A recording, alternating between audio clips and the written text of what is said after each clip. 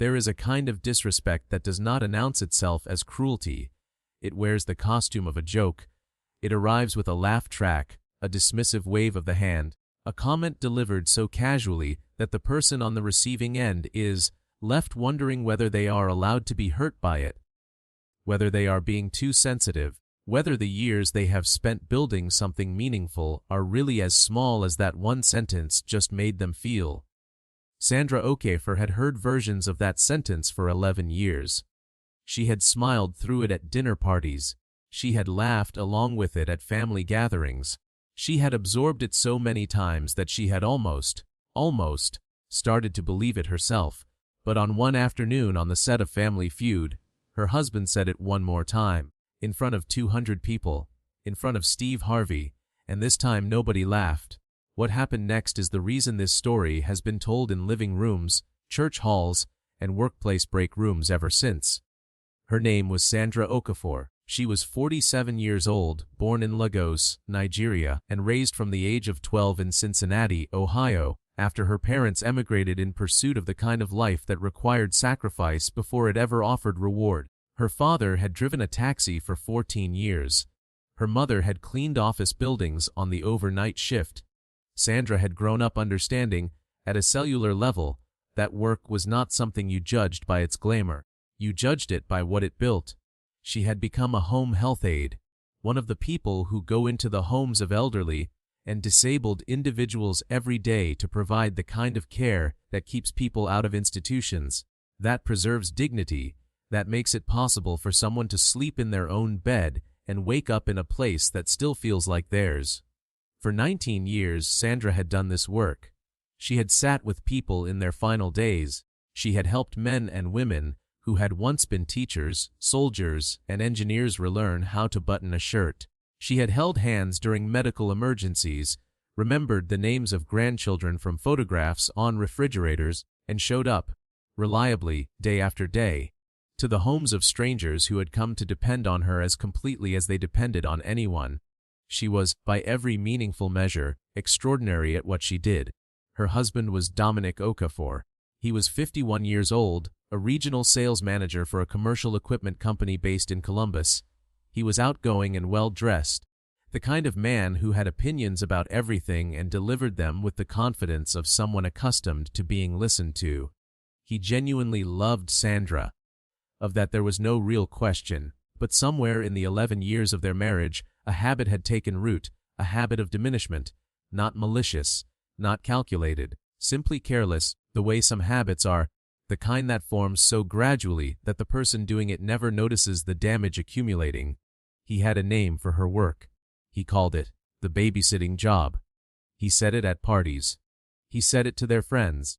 He said it at the dinner table in front of their 15-year-old daughter, Amara, who had spent years watching her mother come home from those shifts tired in her body and proud in her spirit, and who had learned, correctly, which of those two things was more important.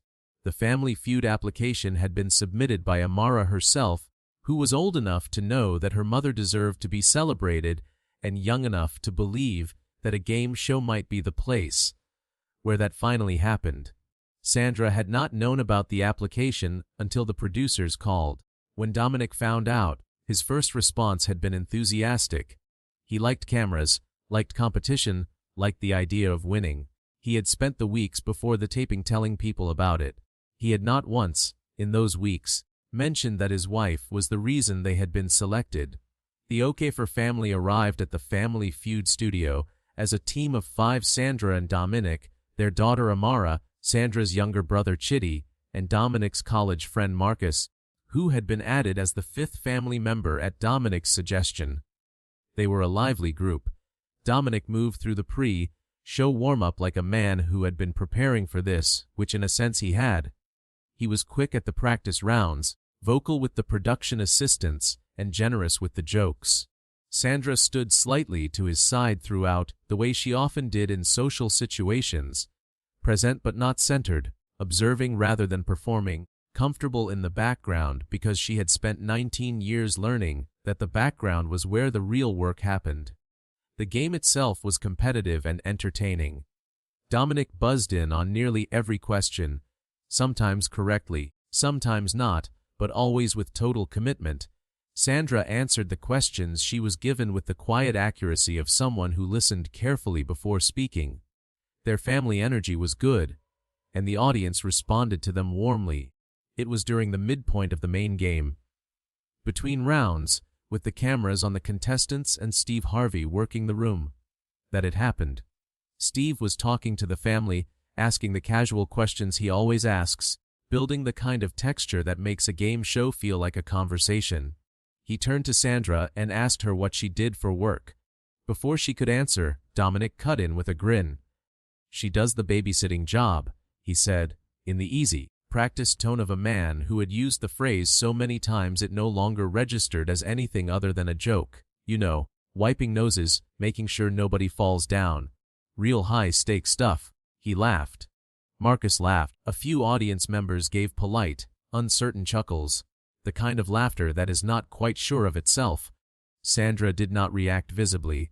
She had absorbed this particular joke so many times that her face no longer registered it on impact. She simply waited. But something in the room had changed.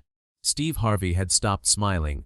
He looked at Dominic for a moment with the kind of stillness that is more arresting than any expression. Then he looked at Sandra. "What do you actually do?" he asked her directly. Not Dominic. Her. Sandra straightened slightly. "I'm a home health aide," she said.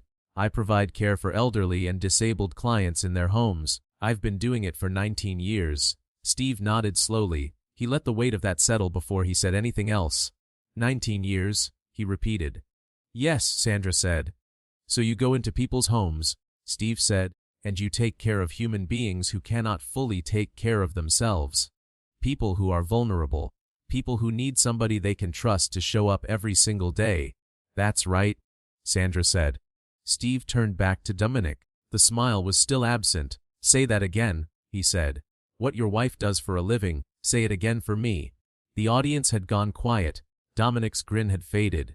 He looked, for the first time that afternoon, genuinely uncertain. "I was just joking," he said.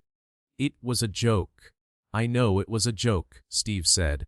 "I want to know if you understand why it wasn't funny." The silence that followed was the kind that fills a room completely, leaving no space for deflection. Amara, standing at the edge of the family group, had both arms crossed over her chest. Her expression was not angry.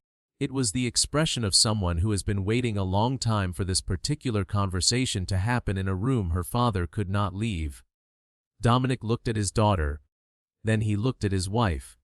And the joke, at last, had nowhere left to go. Steve Harvey did not rush the moment. He had the patience of a man who understood that the most important television is the kind that does not feel like television. The kind that feels like life, unmediated, happening in real time whether the cameras are present or not. He turned to the audience. "I want to talk about something for a minute," he said, and the room understood that they were no longer strictly in the game show portion of the afternoon. Home health aides in this country are among the most underpaid, undervalued, under-recognized workers we have. They go into people's homes, strangers' homes, and they provide care that keeps human beings alive and dignified. They manage medications, they prevent falls, they sit with people who are dying so those people do not die alone. He paused. That is not babysitting. That is one of the most serious things a human being can do for another human being. He looked at Dominic. "No. I'm not going to stand here and tell you you're a bad husband. I don't believe you are. But I am going to tell you something that I want you to think about very carefully." He took a step forward. "When you reduce what your wife does to a punchline, even casually, even as a joke, you are not just being dismissive of her job. You are being dismissive of her, of 19 years of her life, of every single person she has gone in to care for, and of the families of those people who are sleeping at night because someone like your wife exists." Dominic was nodding, not the nodding of a man performing agreement. The slower, heavier nodding of a man receiving something he had not known he needed. "Your daughter submitted this application," Steve continued. "Did you know that?" Dominic looked at Amara. "No," he said quietly. "She submitted it," Steve said, "because she wanted her mother to be celebrated. Think about that. A 15, 8-year-old girl filled out a form and sent it to a television show because she wanted the world to see her mother the way she sees her. He let that settle. That tells you something about what your daughter has observed in your house, and it tells you something about what your wife deserves. He turned to Sandra. Sandra, I want to ask you something. In 19 years of doing this work, what is the moment you remember most? Sandra was quiet for a moment. When she spoke, her voice was unhurried and clear. There was a man, she said, 81 years old. He had been a high school history teacher for 40 years. By the time I started caring for him, he had advanced Parkinson's and he couldn't write anymore. His hands shook too much. She paused. He had been keeping a journal his entire adult life. Every day, one entry. He told me he hadn't been able to write in it for 2 years, and it was the thing that hurt him most, not the disease, not the loss of mobility, but the silence in that journal. She took a breath. So I started writing for him. Every morning, I would sit beside him, and he would tell me what he wanted to say, and I would write it down in his handwriting. As close as I could get to his handwriting, I practiced until I could almost match it. She looked at her hands briefly. We did that for 14 months until he passed. His family found the journal after he died. His daughter called me and she was crying. She said she had thought her father had stopped writing years ago. She didn't know. The studio was completely silent. Steve Harvey took a long breath. That is not a babysitting job, he said simply. He looked at Dominic. Dominic's eyes were wet. He did not try to conceal it. I owe you an apology, he said to Sandra. Not performed, not rehearsed, just true.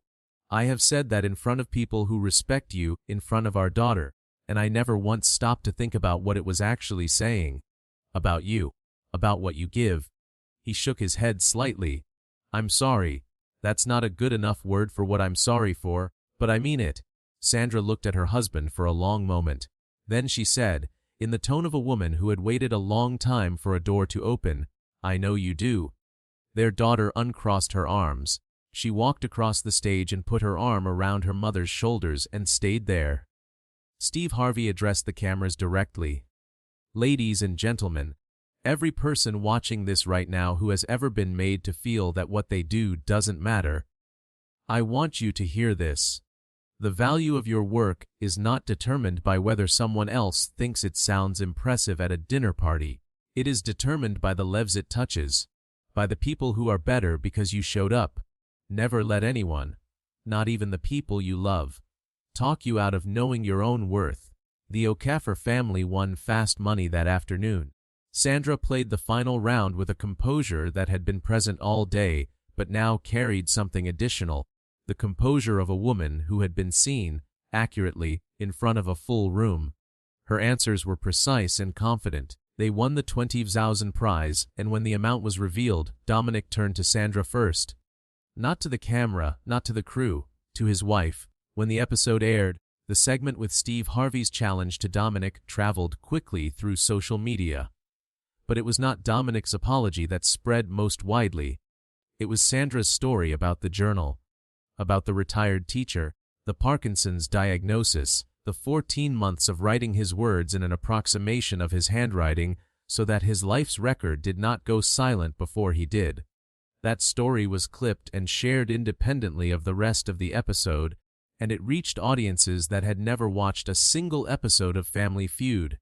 Home health agencies across the country shared it in staff newsletters. A national advocacy organization for home health workers posted it with a statement about the chronic undervaluation of the profession and the gap between the care these workers provide and the recognition, financial and otherwise, that they receive. Sandra was invited to speak at a state legislative hearing on home care worker compensation policy. She accepted. Amara, whose application had started everything, was interviewed by her school newspaper. She said something that her mother later had printed and framed. I knew my mom was special. I just needed someone with a microphone to say it loud enough for my dad to hear. Dominic, to his genuine credit, did not treat Steve Harvey's public challenge as a humiliation to be managed. He treated it as the correction it was. He stopped using the phrase. More than that, he began actively describing his wife's work accurately to the people in their social circle, not as compensation for what he had done, but because he had understood, finally, that the story he had been telling about her was not true, and that the truth was more worth telling. He started attending community events with Sandra. When she was invited to speak at a caregiver appreciation dinner organized by the agency she worked for, he sat in the front row. When she was introduced to the room, he stood up before the rest of the audience did. Sandra has spoken in several interviews since about what the Family Feud moment meant to her. Not the prize, not the visibility, but the specific experience of being asked, directly and in public, to describe her own work in her own words. "I have spent a long time letting other people define what I do," she said in one of those conversations. "I let the word just sit in front of my job title for years. I'm just a home health aide. I just take care of people. And the moment Steve looked at me and asked me to say what I actually do, not what Dominic said I did, but what I actually do, that was the first time in a long time I heard my own voice say it without apologizing for it." She paused. "That is worth more than $20,000. Steve Harvey addressed the subject during a radio segment in the weeks following the broadcast. He spoke about the specific cultural weight of workplace dismissal within marriages. The quiet way that one partner's contribution can be framed as lesser over time without either party fully registering the cumulative effect. What Dominic did, Steve said, was not unusual. It's actually very common, and I don't say that to excuse it. I say it because I want people to recognize it in their own houses, in their own mouths. The things we say about each other casually, in public, over years. They accumulate, they shape how a person sees themselves, and they shape how their children see them, too." He paused. Amara saw her mother clearly. She always had. It was time for her father to catch up. Amara graduated high school 2 years after the episode aired. In her graduation speech, she talked about the importance of naming things correctly, of refusing the language that reduces people, of insisting on accuracy when it comes to the people you love. She did not mention Family Feud by name, but everyone in the auditorium who knew her family understood exactly what she was drawing on. Sandra attended in her scrubs. She had come directly from a morning shift and had changed her shoes in the car. She sat in the front row next to Dominic, and when Amara's name was called, they stood together. 3 years after the episode, Sandra was promoted to a care coordinator role at her agency, overseeing a team of 12 aides across a regional territory.